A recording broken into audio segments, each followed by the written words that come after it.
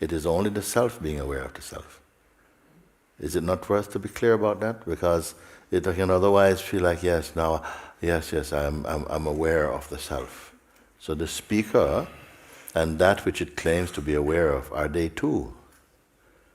You see, this is the only time that speech is allowed somehow, but it must be clarified that it's not one thing observing another.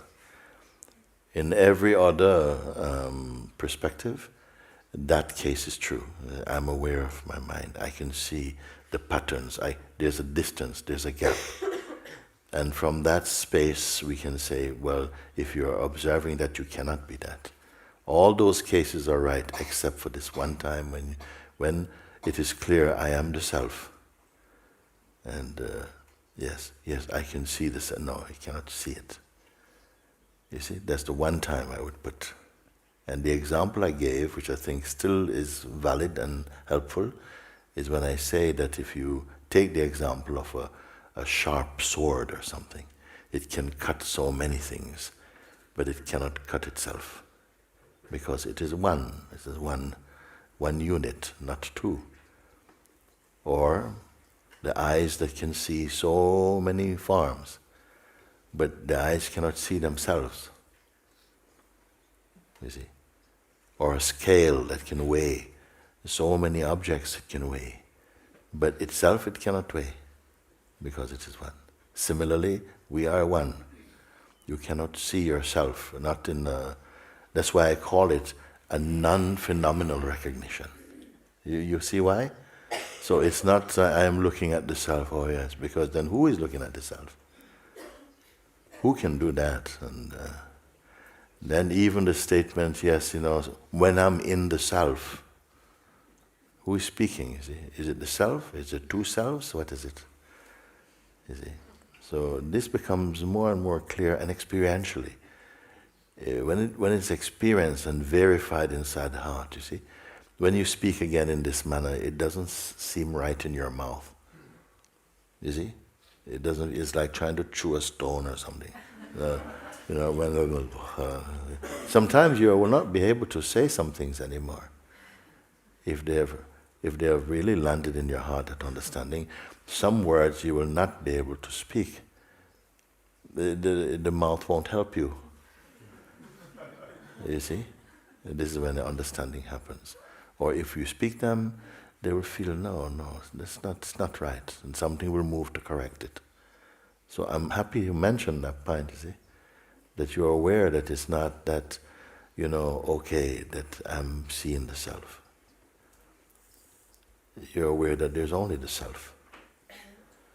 And that you say, well, even if it appears to my mind that, then because MOOJI says, okay. That's already a great faith, and that will combust into direct experience very quickly. Everything becomes no arguments. Everything is reporting to, arising in, appearing in, disappearing in. You see? If you are aware that you are, if you know you are the awareness itself, then even though in the field of the manifest there is living and dying, and then your living and dying will happen in the awareness you are also. I give you now some very quintessential pointing now. For you, you should not worry so much about the traffic of thoughts and sensations and what they're doing to you, because the more we look at those, then they're relating to a phenomenal perceiver. Who hears me on this one? Yeah. So it's not so much that you're watching, oh, this thing is coming, and then this thing is happening to me. That was earlier. Now you only watch the eye, because it contains everything. It's the seed out of which everything is coming. It is the original seed. From it has come the second seed, the seed of personhood. But that tree lives and dies. But now you watch the eye. And when you look at the eye, you'll see if it is presenting itself as a phenomenon. Is it phenomenal?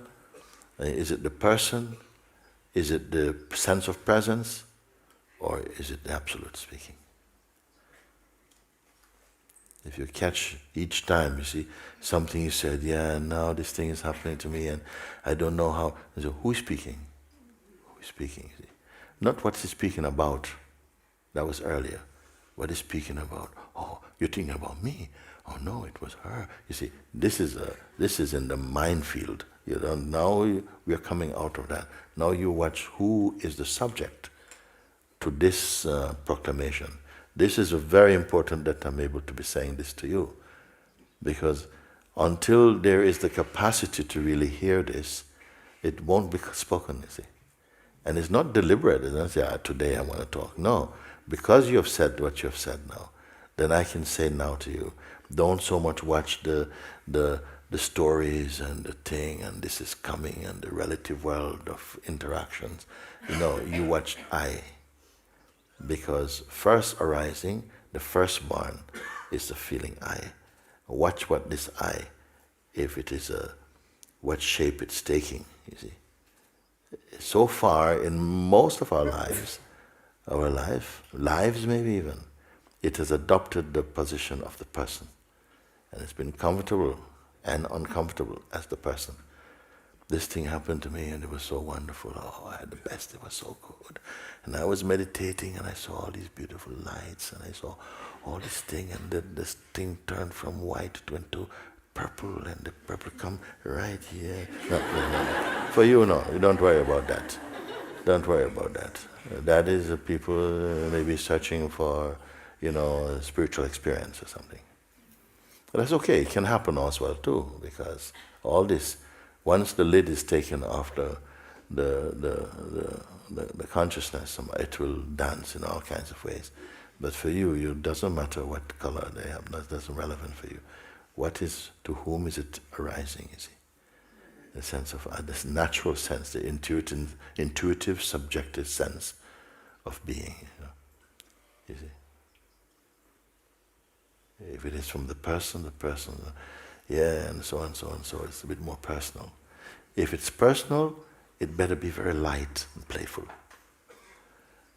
But now you see, as you start to watch the sense I, when it settles down into just the vibration, the sense I am, it's already in the orbit of Hisness. And it becomes very quiet. It is not a negotiator. You see, it is not. It's not fixer.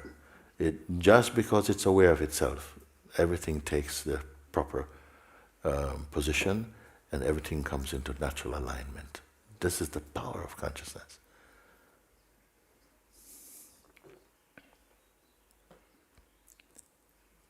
Gradually watch this eye. What is watching I? Don't jump too quick.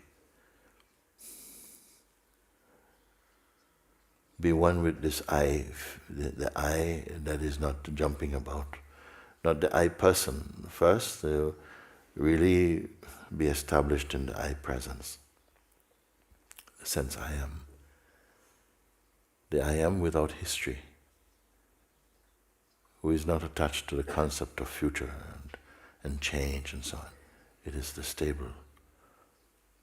This is the polar star feeling. From here, life is flowing, everything now seems to be moving in a more graceful way, in obedience to that principle, you see. When you're in the position, naturally, unforced, to be observing even the sense of presence, naturally,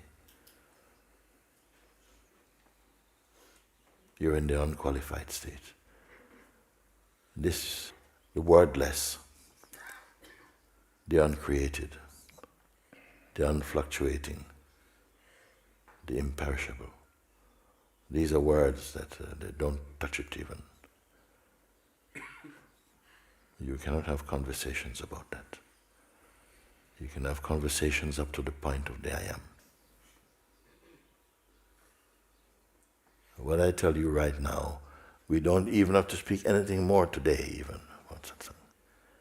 If you can take it away with you and marinate in that.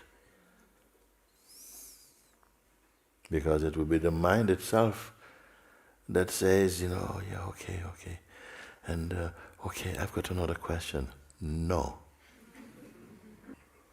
This is going to eat up all your questions, all your doubts. Yes, if you understand, at least if it resonates with you, then don't share that with another question.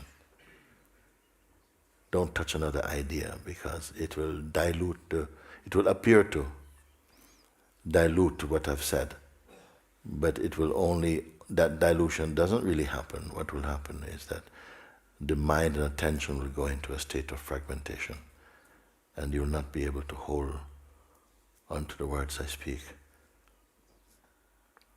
What I say to you right now, it's like you trying to dive to the bottom of the ocean, not be able to do it. And I'm going to give you a big stone. You hold on to this stone and jump. And don't let go of this stone. It will take you to the bottom of yourself. So, when I meet someone in whom this is arising, this subtlety of perception, I can say this. It comes spontaneously, even unplanned. Don't need to watch the life. Don't watch the world. Don't watch the person. Watch the sense I.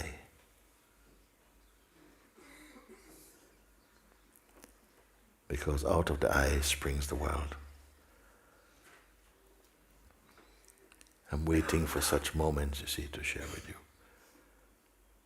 But while we are busy picking the fruits of the tree of existence, you miss this.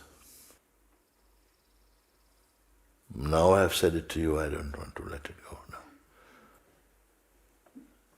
Because anything I say now, for this moment, it's going to be cooperating with the old regime of identity. I don't want to talk about your troubles. We have surpassed them, if you hear what I'm speaking. Now, not only to hear now, but now marinate in it, what it means. Go into a corner somewhere, find a tree, go under a rock somewhere, sit in it, and stay with this. Watch what I'm speaking. Let them be proven inside your heart what I'm speaking. And so much because grace has allowed these words to be issued today, I don't want to go on anymore. I don't want to talk about it. Sometimes I've had these conversations. I've had a conversation one time with the friends in Israel. We were talking, satsang, everybody gathered together. Halfway we got to this something point like this. We call off everything else, no more. Evening is closed. People are arriving late, not too late to finish. We could not go further than that. Stay now in this, and if you understand, if it's what I've asked you to do, go and be with it.